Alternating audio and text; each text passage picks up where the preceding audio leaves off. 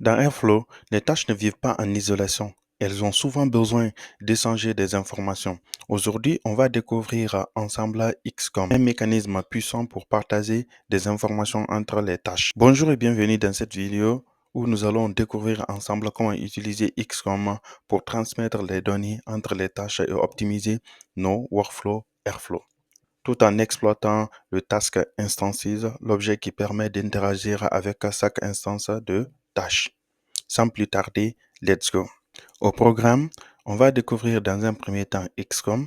Après, on va faire l'envoi et la réception de données entre les tâches. Et puis, pour finir, on va voir les limites et les alternatives à l'utilisation de XCOM. Je vais m'assurer d'abord que mon environnement est bien lancé. Donc, pour cela, je viens ici, je refais ça avec vous pour vous rappeler que oui, vous avez besoin de lancer l'environnement pour que les choses continuent à fonctionner. Donc, je vais faire ici juste source Airflow env bin activate. Et là, je vais faire juste Airflow standalone. Comme ça, il va lancer les deux pour moi. Le Web UI et le scheduler. Donc, une fois que celui-ci est lancé, il va nous dire sur quel port il est lancé et puis on va directement l'utiliser. Donc, si je regarde bien dans les retours que j'ai ici, normalement, c'est sur le port 8080 par défaut. Et vous le verrez quelque part, voilà, il est là. Parfait. Donc, on va venir dans notre navigateur et on lance ça comme ça. On va voir que notre Airflow est bien lancé à ce niveau. Donc, je vais me retourner et on va voir les concepts de base ici. XCOM qui signifie Cross Communication est un mécanisme permettant d'échanger des données entre les tâches au sein d'un même DAG. Donc, les XCOM sont stockés dans la base de données d'Airflow et accessibles en utilisant, comme nous allons le voir tout à l'heure, XCOM Push et XCOM Pull. Donc, quels sont les cas d'utilisation de XCOM? XCOM permet de passer, par exemple, les chemins d'un fichier d'une tâche à une autre et récupérer les données par API et les transmettre à une autre tâche et ainsi de suite. Il peut aussi être utile pour partager les résultats intermédiaires sans utiliser de fichiers temporaires. Alors, on va créer notre premier fichier. On va créer le fichier qu'on va appeler XCOM comme ça. DAG par exemple. .py. Alors, comme d'habitude, je vais prendre le DAG d'exemple ici. Et je mets ça ici. Donc, je vais commencer directement par changer le nom. C'est très important. L'ID plutôt. Donc, XCOM DAG. Et à ce niveau, je pense qu'il n'y a plus rien d'autre à changer. Alors, on va voir comment on utilise les XCOM. Pour cela, je vais créer deux petites fonctions qui vont nous permettre de push les données et de les récupérer. On va laisser le empty opérateur là. Peut-être lui-même, on peut le laisser la faire aussi. On va mettre des opérateurs intermédiaires. OK. Donc, le premier, on va l'appeler ici push task par exemple. Donc, ce task va nous permettre juste de pusher une variable. Pas une variable, hein, je vais dire euh, une variable intermédiaire. C'est pas réellement une variable puisque on va voir les variables dans la prochaine vidéo. Là, au fait, c'est pour stocker les données qui seront réutilisables ou de communiquer entre les tâches rapidement. Donc, ici, on va faire Python operator. OK.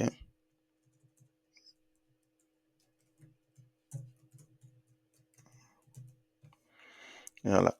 Python operator et on va lancer ça ici. Donc, vu qu'il n'est pas importé, je vais faire from airflow.operator.python. Il est là. Donc, on va importer Python operator. Parfait. Maintenant, à ce niveau, qu'est-ce qu'on va faire? On va à présent dire ici que le task ID, on va commencer par ça. On a déjà vu les Python opérateurs, vous savez comment ils fonctionnent. Donc, on va appeler ça tout simplement push task. OK. Et dans ce push task, il va permettre de lancer une fonction que nous allons appeler ici push xcom. OK. Mais cette fonction ou méthode n'existe pas encore. On va le créer juste en haut ici. Donc, on va appeler ça def. On va appeler ça def push xcom. Donc, il va prendre en paramètre TY. On va parler tout à l'heure de TY et à quoi ça sert ici exactement. Donc, TY ici va nous permettre de pusher les données en utilisant XCOM. Donc, on va faire comme ça, XCOM push. Et là, qu'est-ce qu'on a? Donc, XCOM push va prendre en paramètre d'abord la clé, ok, pour reconnaître la valeur. Donc, cette clé-là, nous, on va appeler par exemple simple message, comme ça. Et puis, on ajoute par la suite la valeur à stocker. Donc, cette valeur, par exemple, on va dire, par exemple, ici, hello, depuis la task push xcom. OK, on va dire comme ça. Donc, lui, il push ces données-là ici et puis on est bon. Donc, cette simple commande permet de partager cette information à toutes les tasks qui seront dans notre DAG. Donc, comment on va récupérer ça dans une autre task? Maintenant, imaginons, on a cette fois-ci, au lieu de push, on va avoir ici pull task. Et lui aussi, il va utiliser Python opérateur et on va lui passer un task ID qui sera égal à, je ne sais pas ce que j'ai mis de l'autre côté, voilà, on va appeler ici pull task. OK. Maintenant, en ayant ça, on va faire le callable ici. Donc, lui, il va appeler une fonction qu'on va appeler pull task. Parfait. Maintenant, ce pull task n'existe pas encore. On va le créer. Je viens ici, je fais def pull. Ah oui, c'est vrai que là, j'ai appelé xcom. Donc, on va appeler ici aussi xcom. Pull xcom. Donc là, on a pull xcom. TI comme ça. Et là, on va récupérer l'information donnée. Donc, et on le récupère, puis on l'affiche. Donc, on va faire ici message, par exemple, une variable intermédiaire et dans laquelle on va mettre ti.xcom pull. Voilà. Et là, il faut lui passer le task ID. OK. Quel est le task qu'on veut récupérer? Nous, on va dire ici, on veut récupérer le simple message. Non, non, non. Pas le simple message, mais push xcom. Push x. Non. Le task, c'est ça. Push task. En fait, ça, c'est à partir de quel task la variable a été déclarée, en gros. Donc, c'est push task. Et puis, par la suite, on lui passe la clé, c'est-à-dire la clé qu'on a donnée ici. Donc, on va appeler ça simple messages. Comme ça, on lui dit, à partir de cette task, donc cette variable intermédiaire, le xcom qui est là, est déclaré dans ce task ID qui est là. Donc là, vu qu'on a récupéré, on va l'afficher tout simplement. On fait print là. On fait print et on met comme ça, par exemple, message reçu.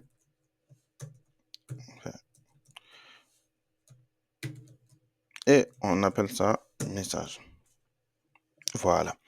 Comme ça, on a bien notre task qui est déclaré là. On va par la suite mettre les différentes dépendances. Nous, on va lui dire, il faut lancer le push d'abord. Après le push, tu lances le pull. Après le pull, maintenant, ça sera la fin. Voilà. Donc là, normalement, on a fait la déclaration, on a fait le push. On a pushé dans xsum. Et puis, on a récupéré la valeur ici.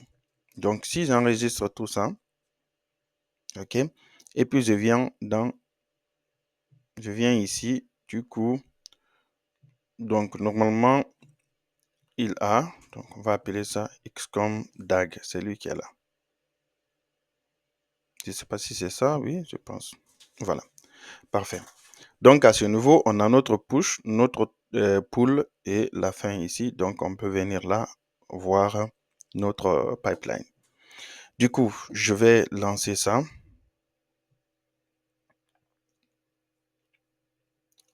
Quand on lance, là, il est en train de le parcourir. Et puis, quand on vient dans push, non, dans pull par exemple, ici, donc on va attendre que ça soit fini. Voilà. Il n'est pas encore fini, je ne sais pas qu'est-ce qu'il attend. Y a-t-il une erreur ou quoi? Non. Donc là, il est success, on vient dans log. Vous voyez ici, il a dit hello depuis task push XCOM. Donc là, il a bien récupéré le message communiqué là. Donc ça va vous permettre, par exemple, lorsque vous avez un DAG, vous voulez, par exemple, je ne sais pas, le premier task récupère les données et puis il doit stocker un certain nombre d'informations, je ne sais pas, le path, de là où il a stocké le fichier ou ainsi de suite. Là, comme ça, vous pouvez leur passer les données comme ça rapidement. On va voir tout à l'heure les limitations, mais pour l'instant, on a celui-ci qui marche bien. Donc, si on vient dans push ici, par exemple là, normalement, on doit avoir, voilà, il est là. Vous voyez, on a le XCOM qui est là, simple message. Donc, il a bien cette valeur-là ici. Et de l'autre côté, on peut observer ces informations-là dans XCOM, là.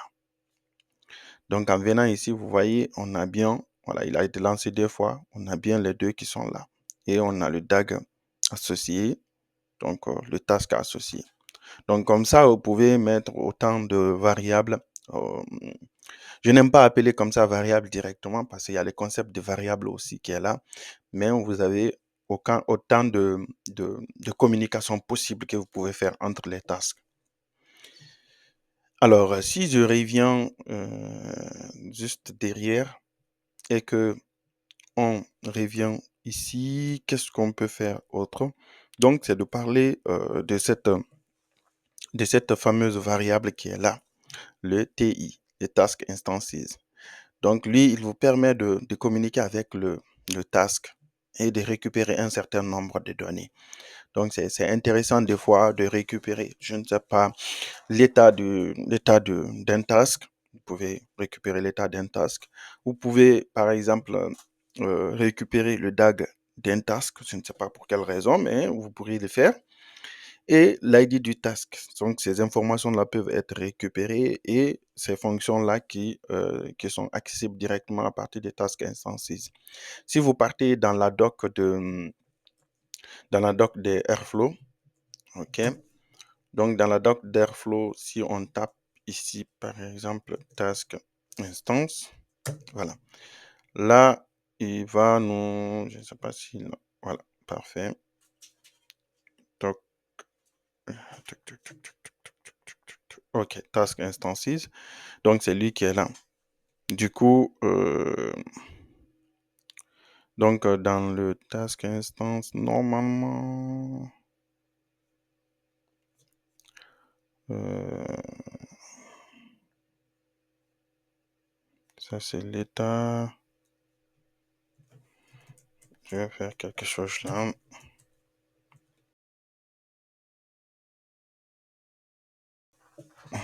C'est vrai que ça ne veut rien dire TI. Task instance.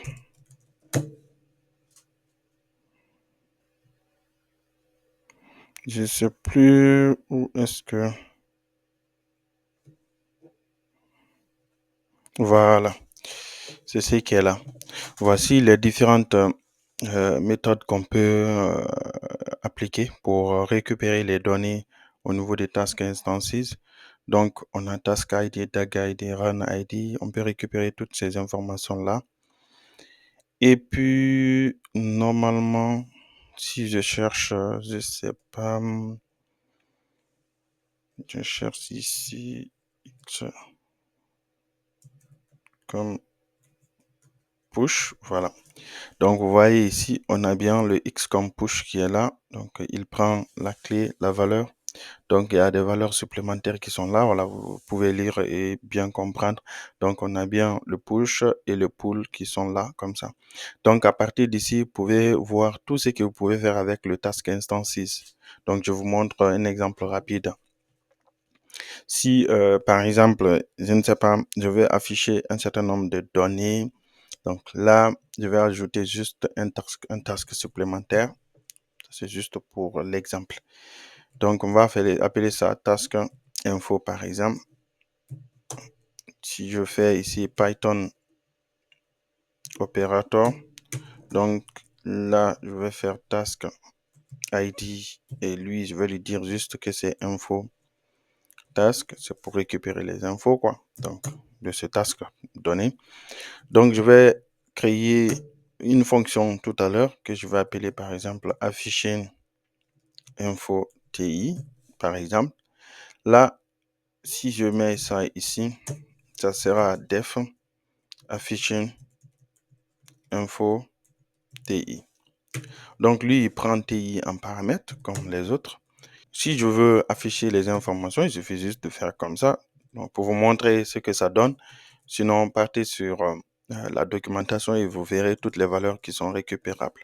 Donc, on fait comme ça, task en cours d'exécution. Et lui, on va lui dire que c'est plutôt comme ça. On va dire ti.taskid. Donc, si vous avez des doutes, allez-y dans la documentation parce que là, il n'y a pas d'autocomplétion. Je ne sais pas comment je peux faire ici. Est-ce que c'est possible de... Non. Bon, allons-y comme ça. Il ne faut pas qu'on perde du temps sur le sujet d'autocomplétion. Donc, on peut récupérer l'état. Après l'état, on peut récupérer, par exemple, le DAG ID. Et toutes les autres valeurs possibles qui sont récupérables, vous pouvez les voir dans la doc comme je vous ai montré ici. Tout est possible là. Donc, vous voyez, on a toutes les variables qu'on peut récupérer là. Ça peut être intéressant si vous avez besoin de récupérer un certain nombre de données dans votre task. Donc là, on va appeler ça DAG ID par exemple. Et là, on va appeler ça state comme ça. Parfait. Donc, je vais mettre ça dans là, pourquoi pas. J'appelle ça task info. Parfait. Donc, j'enregistre. Non, non, non, c'est info et non fin. Info. J'enregistre ça. Et puis, je reviens là. Normalement, on devrait être bon. Du coup, si je rafraîchis la page comme ça, il n'est pas encore mis à jour. Du coup, je vais partir des pages DAG. Il n'est pas encore bon. OK. C'est pas grave. Donc, on va voir ça. Voilà. Mais là, je comprends pas pourquoi lui, il est comme ça.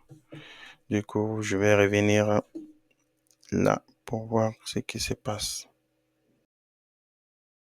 Normalement, rien ne se passe. J'enregistre, je reviens à nouveau et je répare ça. Voilà, il est bon maintenant. Du coup, il est là. Donc, si je lance, je trigger à nouveau. Donc, il va lancer les tasks comme ça.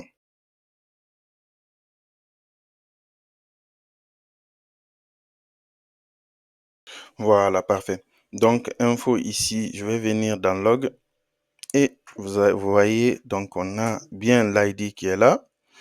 On a le state qui est là, c'était un running au moment où ça s'est lancé, c'est normal. Et puis, on a le DAG ID qui est là. Donc, on a toutes les valeurs qui sont là. Autre chose à retenir au niveau des XCOM. Donc, il est possible de les déclarer sans utiliser les XCOM push. Donc, là, à ce niveau, on va faire utiliser uniquement return par exemple. Cela va permettre de mettre directement dans le XCOM. Donc, on va prendre un exemple de cela. Par exemple, si je viens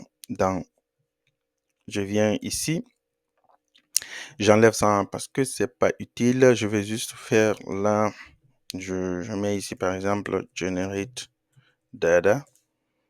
Et là, je vais juste changer generate data.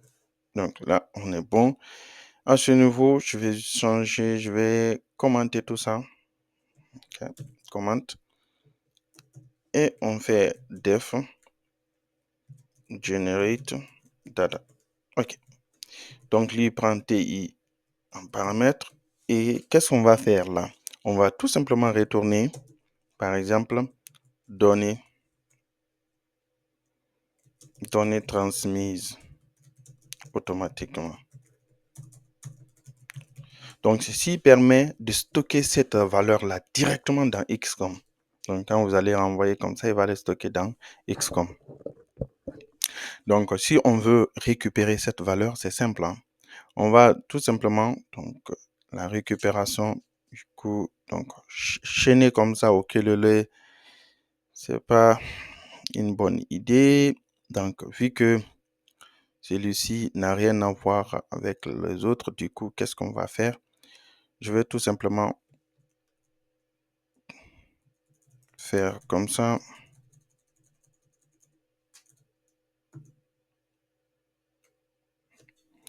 OK, on fait pull comme ça. Et puis, je vais lancer les deux là en parallèle, pourquoi pas. Le premier, ah, il n'est même pas là, je l'ai même. OK. Il n'est même plus là, c'est pas grave. Je sais pas comment je peux optimiser cela. Je vais prendre, OK, on a début, on a push, on a pull. Et puis après pull, je vais lancer le generate. OK.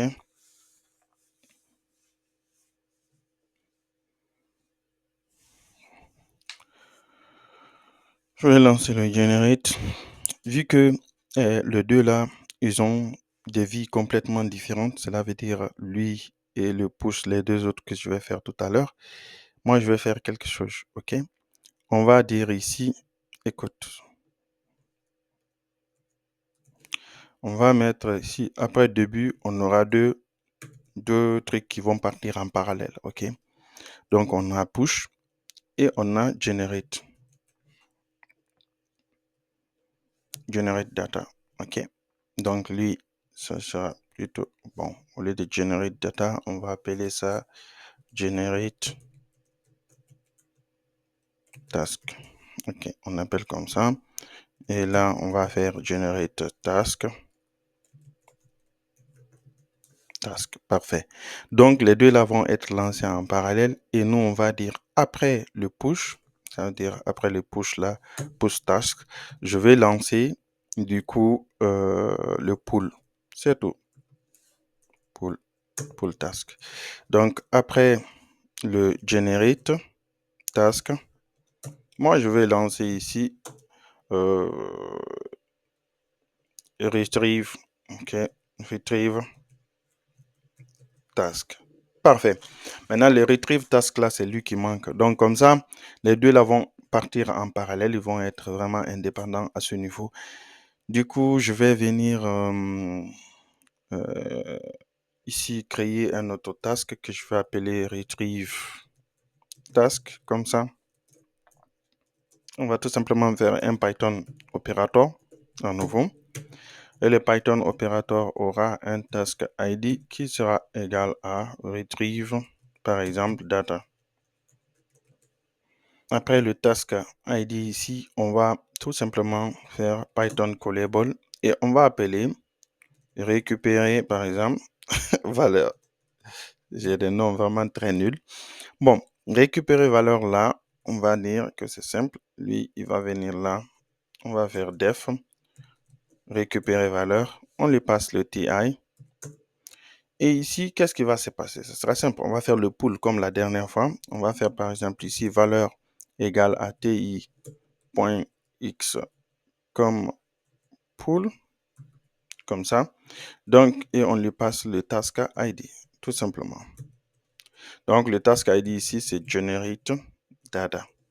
Comme ça, Du coup, à ce niveau, si je viens là, c'est plus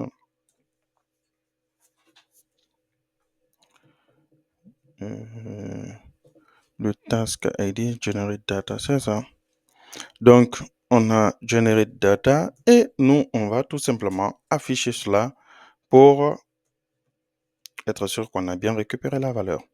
Donc, je fais print comme ça de F, on met valeur à ce niveau. Donc, la valeur ici, c'est ma valeur. Voilà. Et comme ça, à partir de là, on a fait les deux méthodes. La première méthode, c'est utiliser le push et le pull. La deuxième méthode, c'est de faire utiliser juste un return. Donc, en utilisant un return comme ça, il va stocker directement dans le XCOM. Donc, on va revoir tout ça, ce que ça donne. Je viens ici et je fais le reparse. Donc, déjà, si on vient dans le graphe pour être sûr de ce qu'on a fait, donc c'est seulement la fin là qu'on n'a pas truqué. On aurait pu mettre ici une fin. Donc, je vais voir déjà c'est que si j'ai une bonne intuition à ce niveau. On va faire quelque chose là, comme ça.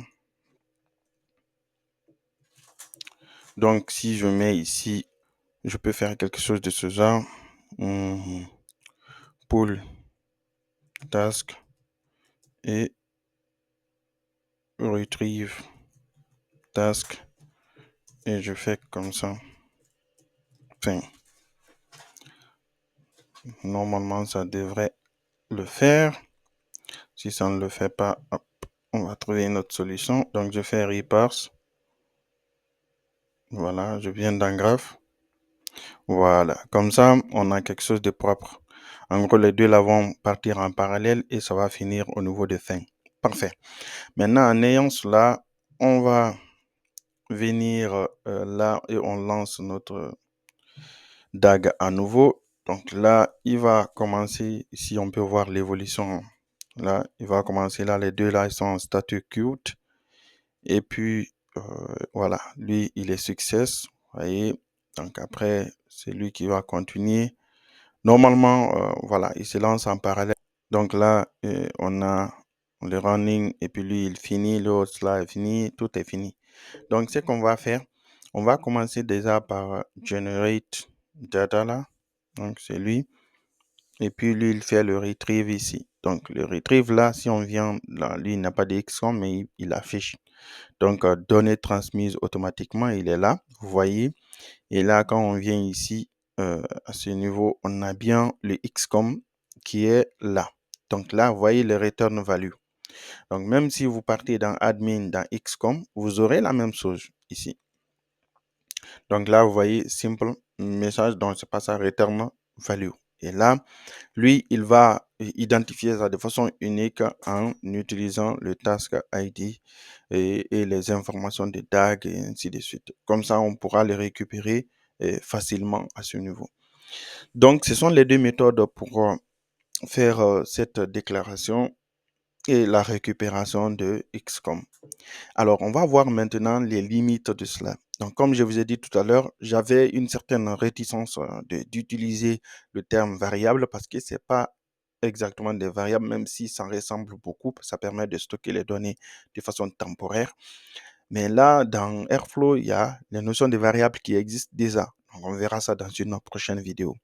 Mais là, XCOM va vous permettre de transmettre des petites données entre les tasks.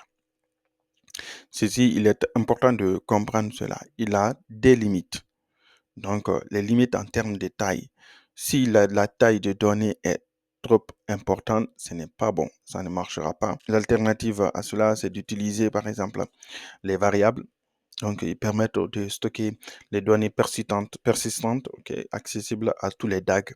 Là, cette fois, quand on déclare les variables, on peut les utiliser depuis n'importe quel DAG.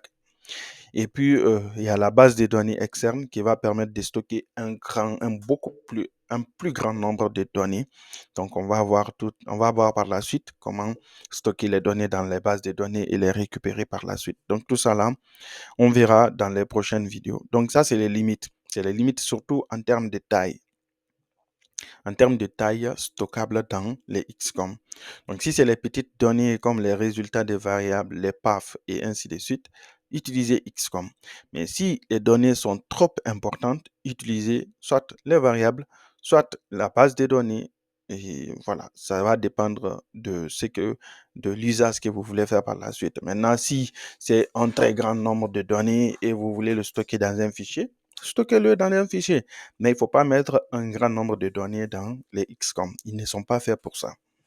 Je pense qu'on a fait le tour de tout ce qu'il y a à savoir sur les XCOM. Donc, on a vu les deux méthodes pour pusher les données dans XCOM et pour les récupérer. Donc, pour récupérer, il n'y a qu'une seule méthode, hein, c'est XCOM pull. Mais pour pusher, on peut utiliser le return, qui est beaucoup plus facile, qui n'a pas besoin de faire appel à une fonction comme xpush. Et on a xpush par la suite qu'on peut utiliser à ce niveau. Merci d'avoir suivi cette vidéo et pensez à vous abonner, activer la cloche pour ne pas manquer la suite. Dites-moi en commentaire si vous utilisez XCOM déjà ou pas, ou bien c'est la première fois.